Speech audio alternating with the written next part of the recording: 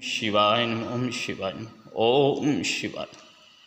মোৰ শ্ৰদ্ধাৰ ভাৰতবাসী সকলোকক মই শ্ৰদ্ধাৰ সেৱা জনাওঁ। বিশেষ কেইটামান কথা ক'ম আৰু কথাখিনি সকলো ৰাইজে শুনিব। কথা হ'ল, এই কথাখিনি নিউজ চেনেলত হয় শুনা নাই আৰু মোবাইলৰ যোগেদি পোৱা গৈছে, কিন্তু চেনেলত নাই। চেনেল বা কি কাৰণে বন্ধ আছে ক'ব নোৱাৰোঁ, কি কাৰণে বন্ধ কৰি থৈছে এইটো কথাৰ কাৰণে। কথা হ'ল, কোচবিহাৰৰ এজন মহাপুৰুষ বোলে আছে, তেওঁৰ নাম হ'ল অনন্ত মহাৰাজ।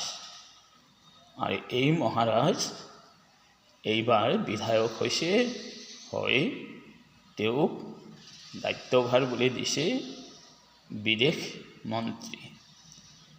যিয়ে নহওক, তেওঁ সংসদত বহি বোলে কৈছে যে নেতাজী সুভাষ চন্দ্ৰ বোস তেওঁ এজন চামচাহে আছিল বুলি কৈছে। মই এই মূৰ্খজনক ক'ব বিচাৰোঁ, এই কথা যে কৈছে মূৰ্খই, নেতাজী সুভাষ চন্দ্ৰ বোস IPSC পাছ কৰিও সেই সময়ৰ কথা তেওঁ চাকৰি কৰা নাছিল। তেওঁ বিচাৰিছিল যে মই ইংৰাজৰ গোলাম নহ'ম, মই ভাৰত স্বাধীন কৰিম। সেইটো ভাবি নিজৰ চাকৰিলৈকে ত্যাগ কৰিছে। নালাগে মোৰ এনেকুৱা চাকৰি, লাট মাৰি দিছে চাকৰি। আৰু ভাৰতত আহি তেওঁ কৈছে, তোমালোকে মোক টেষ্ট দিয়া, মই ভাৰত স্বাধীন কৰিম। আৰু কিমান যে আই মাতৃ ভাই ভনী তেওঁ সম্পূৰ্ণ অৰ্পণ কৰি দিছিল, সেইজনে হ'ল নেতাজী সুভাষ চন্দ্ৰ বোস। আৰু তেওঁৰ কাৰণে আজি আমি এই ভাৰতবৰ্ষত এই মাতবোৰ মাতিব পাৰিছোঁ, নহ'লে মোৰ জনম নহ'লেহেঁতেন। ইংৰাজৰ গোলাম হৈ মোৰ হয় বাবাই মোক জনমে নিদিলেহেঁতেন, কিয় বহুত কঠোৰ কষ্ট দিছিল ইংৰাজে। কথা হ'ল যে মহাৰাজ যে এই কথা কৈছে, তেওঁ এই দেশখনত বিভাজন কৰিব বিচাৰিছে নেকি জাতি ধৰ্মলৈ? আজি আমি ভাবোঁ যে ৰাজবংশী আৰু বেংগলী একেটাই জাতি, একো ভেদাভেদ নাই তাত। কিন্তু আজি এই ৰাজবংশী জাতিৰ ওপৰত, বেংগলী জাতিৰ ওপৰত এটা অশান্তিৰ সৃষ্টি যে আনিছে এই যে মহাৰাজ, এই মহাৰাজক মই এনেকুৱা ক'ব ইচ্ছা গৈছে না, মহাৰাজ তুমি যিজন আজি ব্যক্তিৰ কাৰণে তুমি এই সংসদত যাব পাৰিছা, সেইজন ব্যক্তি হ'ল নেতাজী সুভাষ চন্দ্ৰ বোস, বুজিছানে? মই নকওঁ যে কোনে বীৰ আছিল কোনে নাই, বীৰ সকলোৱে। ভাৰত যোনে আজি বলিদান দিছে ভাৰতৰ কাৰণে, সকলোৱে হ'ল আমাৰ বীৰ। আমি কেতিয়াও নকওঁ তেওঁ ডাঙৰ তেওঁ সৰু, কিন্তু সেই বীৰৰ মাজত, তেওঁলোকৰ মাজতেই মহান বীৰ বনাইছিল জ্ঞানে বুদ্ধিয়ে সকলো ফালে যে নেতাজী সুভাষ চন্দ্ৰ বোস।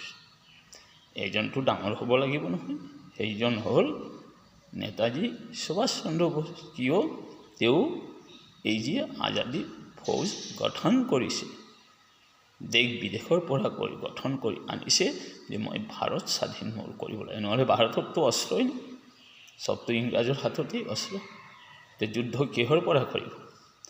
সেইকাৰণে মই কওঁ, এই অনন্ত মহাৰাজ তুমি মানুহ নহয়, তুমি বোধহয় এই সুৰাপান কৰা নেকি?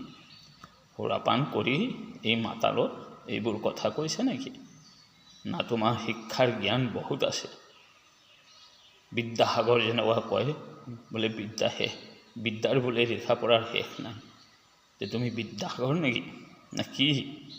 মহাৰাজ, ঐ মহাৰাজ, এইবোৰ যে কথা কৈছা চিন্তাধাৰা কৰি কথা ক'ব লাগে, বুজিছানে? তোমাতকৈ জ্ঞান আছে এই যে উঠি অহা ল'ৰা ছোৱালী, 8-10 বছৰ ল'ৰা ছোৱালী, তোমাতকৈ বেছি জ্ঞান আছে, বুজিছানে?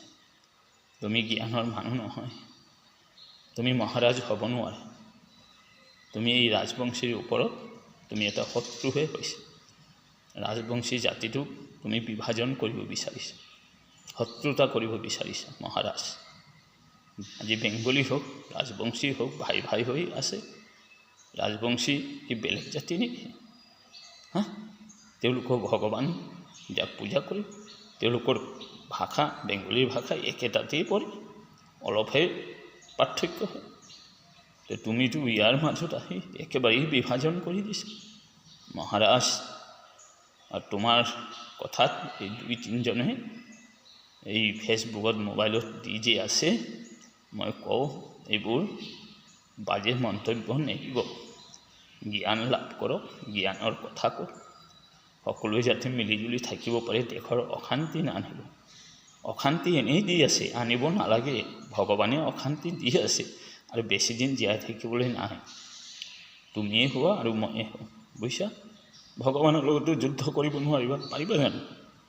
এই যে সেইদিনা অসমত কিমান বানপানী লৈ গ'ল, চবটো ভগৱানৰ মিলা। কালি হয় তাতে তোমাৰ তাতে কোচবিহাৰে লৈ যাব, হয় কলিকতা লৈ যাব, হয় মই যে আছোঁ ইয়াতে লৈ যাব। এতিয়া দিন বেয়া এনে আহি আছে আৰু ইয়াৰ মাজত এই অনন্ত মহাৰাজ এইবোৰ মাত নামাতিবা। তুমি যদি বিষ্ণু ভগৱানৰ ৰূপ ধৰা তেতিয়াহ'লে এই যে ফ্লাড হৈছে তুমি কিয় বন্ধ নকৰা? বন্ধ কৰি দিয়া মহাৰাজ বদমাছ। মই কওঁ মাননীয় মোৰ ৱেষ্ট বেংগলৰ মুখ্যমন্ত্ৰী সুৰেন্দ্ৰ অধিকাৰী, আপুনি অতি সোনকালে ইয়াৰ বিচাৰ কৰক। আৰু যদি নকৰে ইয়াৰ বিচাৰ, তেতিয়াহ'লে আপোনাৰো অসুবিধা হৈ যাব। কিয়? আপুনি যে আজি বহুত কষ্টৰ ফলত বিজেপি আজি ৱেষ্ট বেংগলত সকলোৱে আপোনাক ভোট দি জয়যুক্ত কৰিছে, আপুনি উচিত বিচাৰটো কৰিব। আৰু যদি নকৰে তেতিয়াহ'লে এই যে নেতাজীক যে ভাল পায়, বিশ্বত যোনে ভাল পায়, এই ভাৰতবৰ্ষত তেওঁলোকে আপোনাক বেয়া পাব। এইকাৰণে মই ক'ব বিচাৰোঁ যে আপুনি অতি সোনকালে বিচাৰ কৰক। এইখিনি কৈ মই ৰাখোঁ। মই কোনো জ্ঞানী নহয় আৰু কোনো মোৰ ধৰ্মৰ ক্ষেত্ৰ একো মই নাজানো। মই মাত্ৰ এটাই চাওঁ যে তোমাক মই ভাল পাওঁ, তুমি মোক ভাল পাবা। এই হ'ল মোৰ ধৰ্ম। কাৰো প্ৰতি কোনো বিভাজন আমি নকৰোঁ। আমি মনুষ্য ৰূপত আহিছোঁ, সকলোৱে যাতে আমি মিলিজুলি এই পৃথিৱীত থাকিব পাৰোঁ, সেইটোৱে মই কামনা কৰোঁ। সেইটোৱে মোৰ ধৰ্ম। আৰু বিশেষ মই ধৰ্ম একো নাজানো। যে মই কওঁ মোৰ লগত যদি কোনোবাই মানে বেয়া ব্যৱহাৰ কৰে তেতিয়াহ'লে তেওঁক বুজাব লাগিব, আৰু যদি নুবুজে তেতিয়াহ'লে তেওঁৰ কথাৰ যিটো কৈছে তেওঁৰ উত্তৰ তেনেকুৱাই দিয়া হয়। সেই যে মহাৰাজে যেনেকুৱা কৈছে তেনেকুৱা তেওঁক উত্তৰ দিয়া হৈছে। এইখিনি কৈ ৰাখোঁ। যদি ভুল চুল হয়, অপৰাধ হয়, মোক ক্ষমা কৰি দিব নিজৰ সন্তান ভাবে। ওম শিৱায় নমঃ, ওম শিৱায়, ওম শিৱায়, ওম শান্তি।